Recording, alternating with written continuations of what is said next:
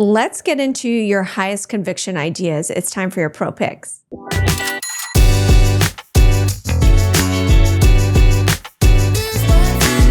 Pro Picks is brought to you by ATB Financial. With $62 billion in assets, ATB Financial is powering possibilities for more than 820,000 financial services clients in Alberta and beyond. ATB's capital markets arm is a full-service investment dealer that offers investment and corporate banking, sales and trading, institutional research, and risk management. Visit atb.com/inthemoney for more information. Your first pro pick is Citi. And I feel like that's a name that was sort of in the doghouse for a long time, and certainly compared to what it was before the financial crisis, it's still not recovered. But it's had a very nice run in 2025. It's up 40%. Why is Citi one of your top U.S. banks to hold? So one big trend we do see is deregulation.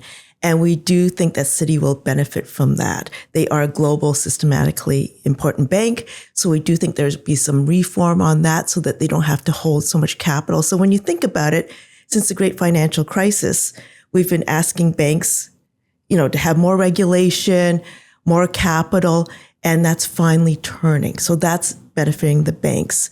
With less regulation, we see that they're letting go of 20,000 people. They'll be a big beneficiary of AI to automate processes, and capital markets are coming back. So they have about 30% of their revenues are connected to banking and markets. So we also see in terms of share buybacks, they have $16 billion of excess capital. So we believe that there'll be more share buybacks. It could be as high in the next 12 months as 10% of their capital. Now, why express your view through Citi, which, by the way, has been outperforming the S&P 500 bank index recently? People with longer term memories know that hasn't always been the case. But do you really think that it's at a turning point, that it's at an inflection point? I think it's past the inflection point. And I do think that, as I said, we've made a lot of money on Citi, and we think we will continue to. Okay, your next pick is Broadcom, which has actually done pretty well and recently has been outperforming NVIDIA. What do you like there? So what we like about Broadcom is that, they have two big businesses. One of them would be infrastructure software, and the other one would be chips. So the chips, they do custom chips, and they also do networking chips, and you need them for all those data center builds. So we've seen their AI revenues increased more than 100% year over year. And a lot of these markets, they have very good pricing power because it's very necessary for these data centers, and they have high market share. So we think that it'll just continue to do well. And for those that like dividend growth, they've been growing their dividend 13% CAGR over the past 5 years. So this is a good, we think, balance of growth and income. So that's interesting. And is that how you would stack it up against the likes of an NVIDIA, which I think is still the go-to name? In our tech fund, we own that. But in our dividend funds, we think Broadcom makes more sense. It's lower valuation, and it's got a higher dividend. And we still think that they're going to be one of the AI winners. Have you mapped out the path? See, this is a cyclical business. And eventually this does end at some point, and people are trying to figure out, when that is. At Brompton, have you thought about mapping that out? Like, what does that look like? How do you know we're near the end? So I'd say number one, that's partly why we have Broadcom, because almost half the business is software, high recurring revenues. So this way, we don't have to worry as much about the downside. So that's why we like it, especially for a dividend fund.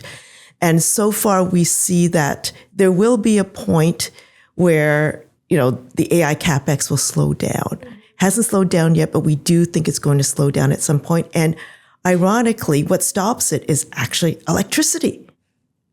It's not chips. Chips, yes. And electricity, to get electricity takes a long time to get it, and the government's involved. The government has to approve it. So we think, if anything, that's what's going to slow it down. Not these tech giants, they want everything yesterday.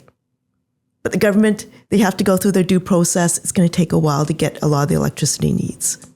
Your other idea, your third one here, is from across the pond in London, BAE Systems. So you go global for your dividend stocks.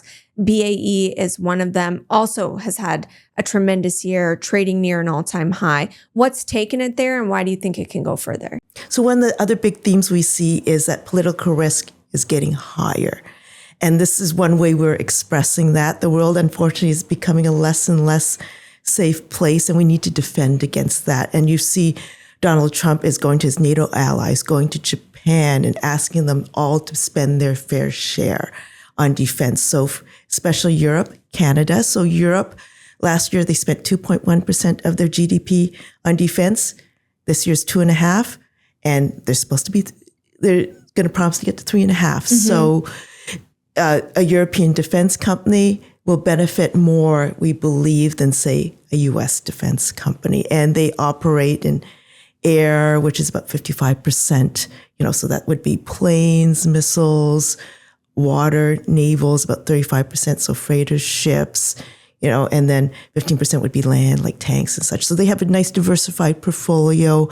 They have, a lot of good customers, and they're getting new customers with, Trump's push for more defense. So we see this as a long-term trend. They've already increased their guidance for sales this year, and we think they're going to continue to do that with these tailwinds. So, that really explains why it's done well up until this point. At what point does all of that become priced in? Do you think that's priced in right now, or there's still room? We don't think it's priced in because we see these as very long-term trends, because you have to think that we've been underspending on the military for a long time.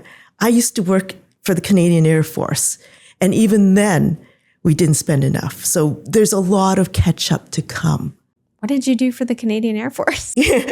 So I worked in logistics, allocating, loading like Jeeps and stuff onto aircraft.